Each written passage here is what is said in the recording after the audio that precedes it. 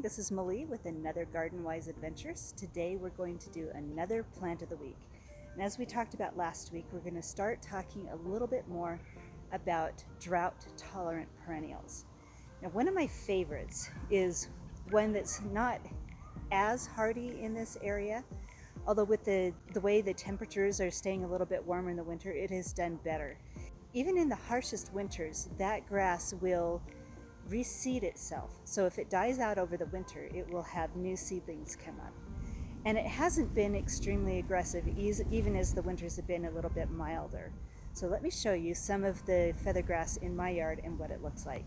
We have one of my feather reed grass. This is a volunteer. I did not plant it. It actually volunteered into a beautiful spot. This one has been growing in this spot for, I'd say about 5 years. And it has not died out and it has not gotten any bigger than that. One of the things I love about them is how they look when the sun is on them and when the wind is blowing. They kind of have a silky texture to them. Here's another one, and I wanted to show you a little bit about the seed heads that form on these. I've been pulling the seed heads off because they are not really pretty. They'll get large clumps of these seed heads on, and I will just pull them off and either just bury these in an area where I need more feather reed grass, or I will throw them away. The seed heads are not really all that attractive. If you can look in amongst my alyssum, this year the alyssum has made a really nice area for seed germination. So we've got several. This is a lot more aggressive in reseeding than the other areas. So I think the alyssum has made a really nice area for them to reseed. Now I have tried transplanting some of these and they don't seem to transplant extremely well. I've had a much better success at planting the seed heads. Let's go around my garden and look at some of the other volunteers.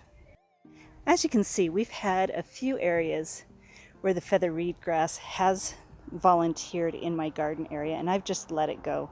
Now that it's decided this area is perfect for growing, I'm going to have to see how far I let it go. I may have to be a little bit more aggressive about removing those, the large clumps of seed. For example, if you can see on this end, we have a large clump of seed hanging over my garden area, which worries me a little bit. I need to pull that off, because if I start getting a ton of it in my garden area, that's not where I want it. And it's nice rich soil and gets a lot of water, so they'll probably really take off there, so I better get that off.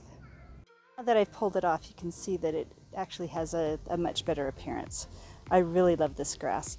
So they don't need much. Actually, here's another seed head. Let me kind of show you how they clump. When they are in their prime of seed producing, you'll get large clumps like that all over the plant. But so they don't need a lot of water. They're very drought tolerant. They do need a little more rich soil.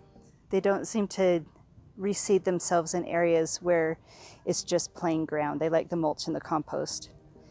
I don't ever fertilize them, and the way I groom them is I'll let them stay full and beautiful all winter, and they make just a beautiful accent in the winter. And then when spring comes, I will just cut the entire thing to about 1 to 2 inches high, and then you get the new grass that grows up through it. I'm hoping you find an area where you can put some feather reed grass. I think it is absolutely gorgeous. It's a great plant to have in a water-wise landscape. And if you have any questions, post them down in the comments. If you've grown feather reed grass, let me know. If you found any problems with them, if they've been too aggressive, I would love to hear about that, or if they've done beautifully in your landscape.